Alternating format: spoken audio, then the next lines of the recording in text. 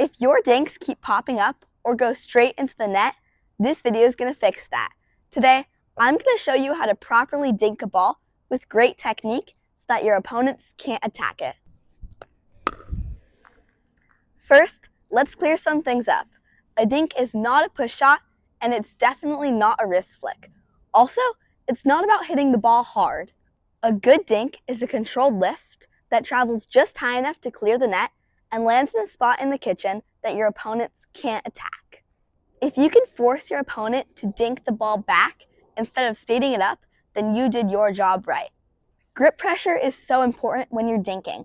A lot of players have a death grip on the paddle, and that is what causes the ball to pop up.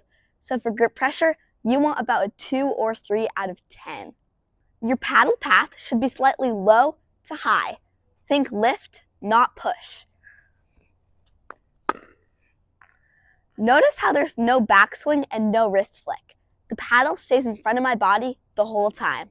When you're hitting a dink, contact the ball out in front of you when it's below net height. If you rush the shot or take it too early, you're going to give your opponent a green light to speed up. Here are the top 3 dinking mistakes. Number 1, flicking your wrist. Flicking your wrist will kill your consistency and pop the ball up so much. To hit a dink, you should let your wrist relax and let your shoulders and forearms do the work. Mistake number 2, taking the ball too early. If you take the ball at its highest point, you're not being patient. Be patient, let the ball drop a bit, and then brush up on the back of the ball. Mistake number 3, aiming too low on the net. Give yourself some margin. Aim a little bit higher. If you have topspin on your dinks, that spin, that roll, will bring the ball down. But Kelly, where should I aim my dinks? Well, your safest dink is cross court because the net is about 2 inches lower in the middle. So if you feel like you're not in the best position, dink it cross court. I see so many lower level players around 3.0 to 4.0 that dink so many balls in front of them. That's very risky and I would definitely not recommend. You also have a lot more time when you dink the ball cross court. And don't forget the middle dink. The middle dink creates confusion and it can force errors.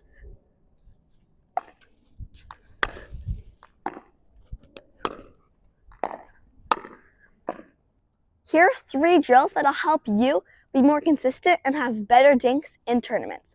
The first one is dinking cross court with a partner. Focus on height and consistency and see how many you can get in a row. Here's what it should look like.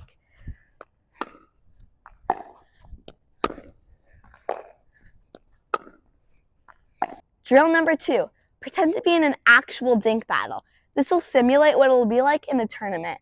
It's actually more helpful than drill number 1 because I feel like it makes you be more aggressive, and this helped me a lot with my dinks. Here's what it looks like.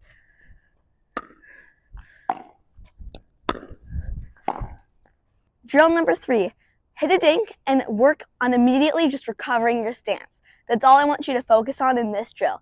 This is really helpful because it builds great habits. Here's what it looks like. Here's something that so many tutorials skip. If the ball's above net height or up here, attack it. Don't wait. Dinking neutralizes the situation, but if you get a high ball, please just attack it. Here's what it should look like.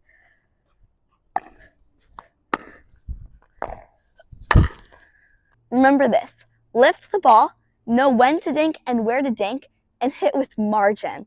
When you master the dink, the rest of your game gets easier. You'll win more long rallies, and that's so much fun. Getting better. Alright guys, if you enjoyed this video, make sure to drop a like down below, subscribe to my channel if you haven't already, and share this video with a friend that you want to drill your dinks with. Alright guys, I'll see you in the next one. Bye.